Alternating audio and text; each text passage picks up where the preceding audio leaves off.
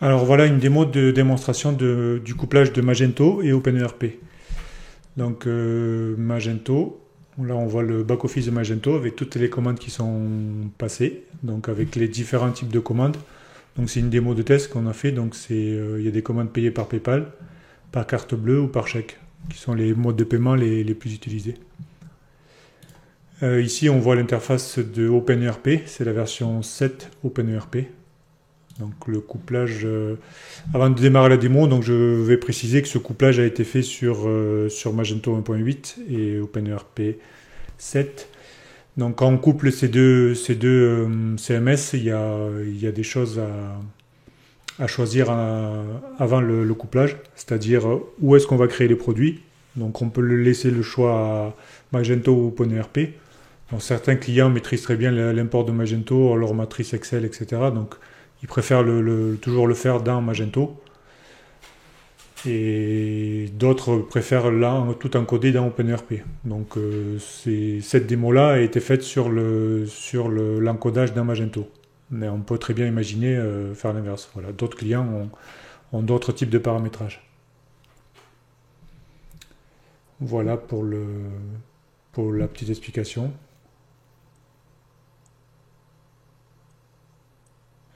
C'est également pareil pour les livraisons. Donc certains clients sont habitués aux livraisons dans Magento. Donc ils préfèrent conserver les livraisons dans Magento.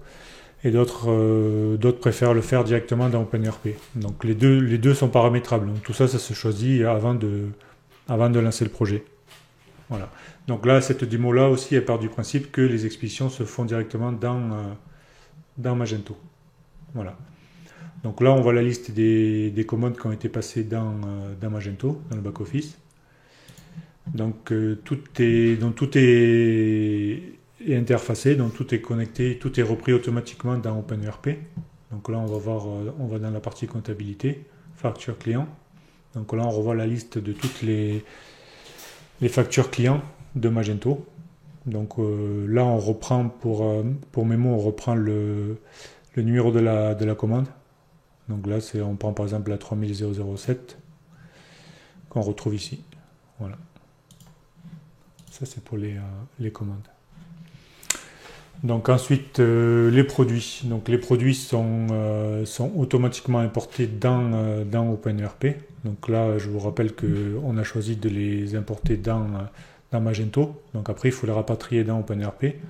Donc tout ceci est fait automatiquement. Ou on peut aussi choisir de le faire manuellement. Donc là, je vous montre comment ça se passe. Donc on peut tout importer, donc les clients, les catégories, les articles, les commandes, etc.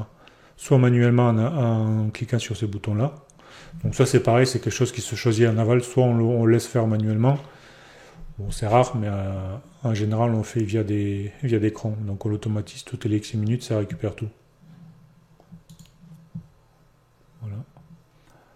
Ensuite les produits donc sont importés. Donc a été rajouté un système de contrôle intermédiaire pour valider les produits. Donc par exemple là on voit la liste des derniers produits.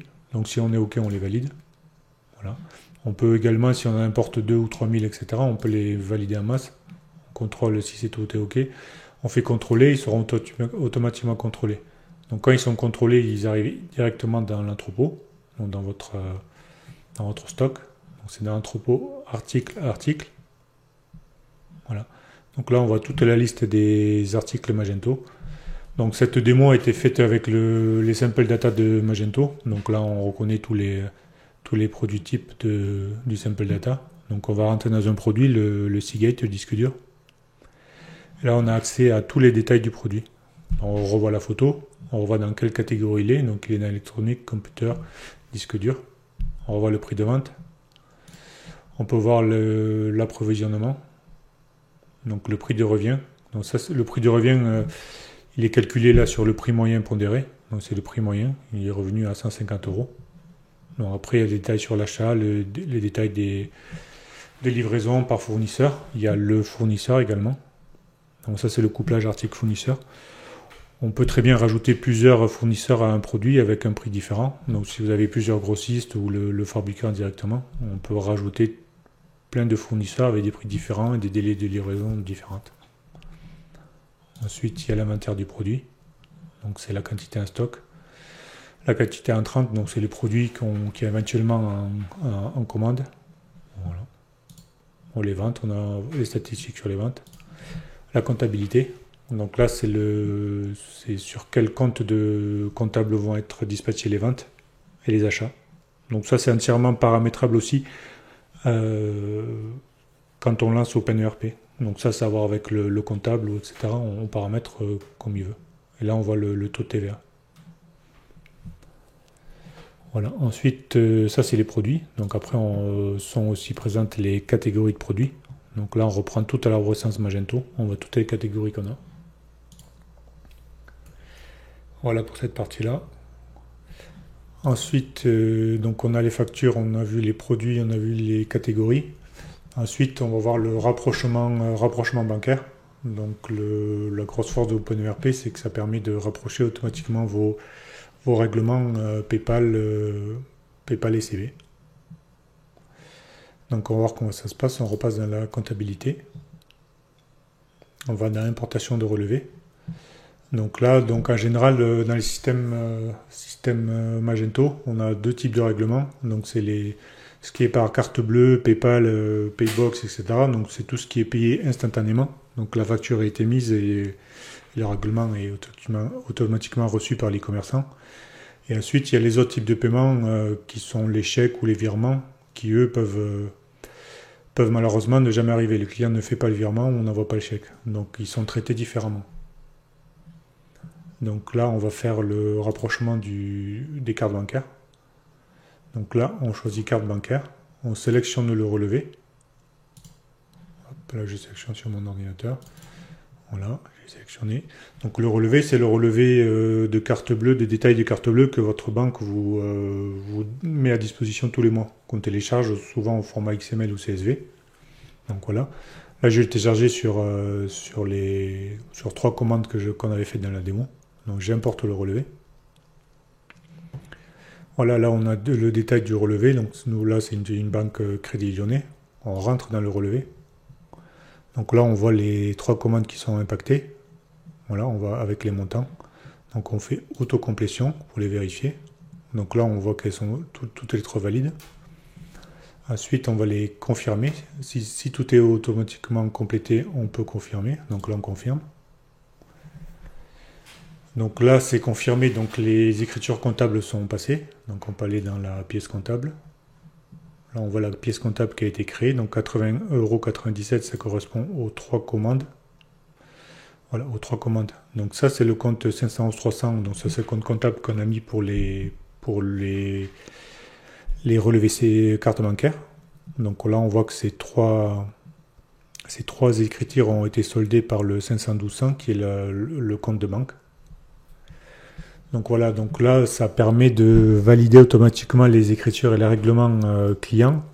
Automatiquement, on importe le relevé, tout est lettré et toutes les écritures vont automatiquement se lettrer et la contrepartie est faite automatiquement dans le compte de banque. Donc là, si on va dans le compte de banque, je rafraîchis. Donc là, on voit automatiquement que sur le Crédit Lyonnais a été versé 80,97 €, qui correspond aux 3 règlements de carte bancaire. Donc c'est le même principe pour PayPal. Donc on importe, je ne vais pas le refaire là parce que c'est la même chose. Donc on importe toutes ces commandes de PayPal. Par exemple, c'est 200-300 commandes PayPal par mois. Si tout est OK, donc on le valide et c'est automatiquement écrit sur le compte PayPal. Voilà. Donc ça permet de traiter les commandes de vente très facilement. En un quart d'heure, tout est réglé par l'import et vérification. Alors pour les autres types de paiements, comme je vous ai parlé au début, c'était les chèques et virements. Donc ceux-ci sont automatiquement repris dans Magento.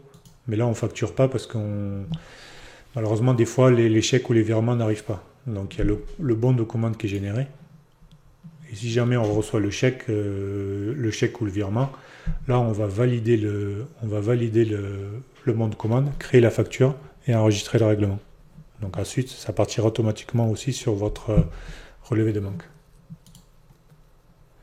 Voilà. Donc après, on peut regarder aussi les clients.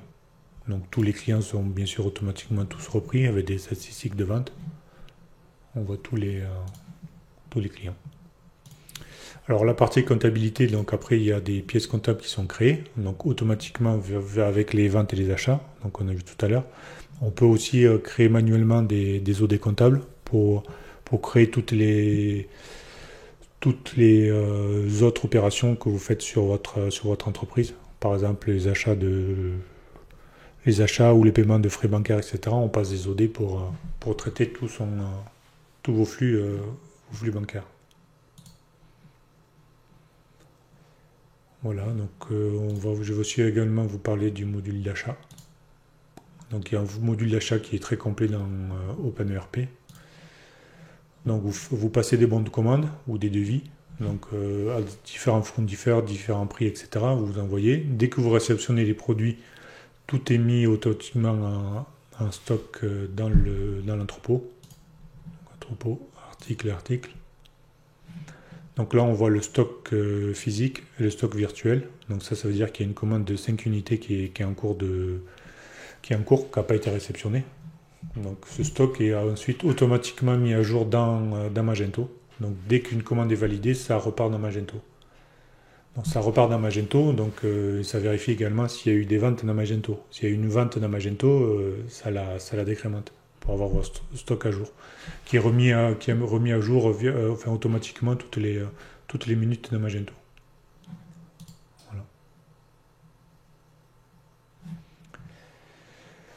Voilà, donc là c'est les grands flux, je vous ai montré les grands flux de Magento et OpenERP. Donc bon, bien sûr il y aurait beaucoup de choses d'autres à voir, mais bon, la vidéo fait déjà 12 minutes, donc on va couper là. Donc si vous avez besoin d'une démo personnalisée ou d'autres informations, n'hésitez pas à nous contacter. Je vais mettre un formulaire de contact en bas de la vidéo pour que vous puissiez nous contacter, avoir une démo plus approfondie et plus en détail de tous les points qu'on a vus là. Voilà, à bientôt.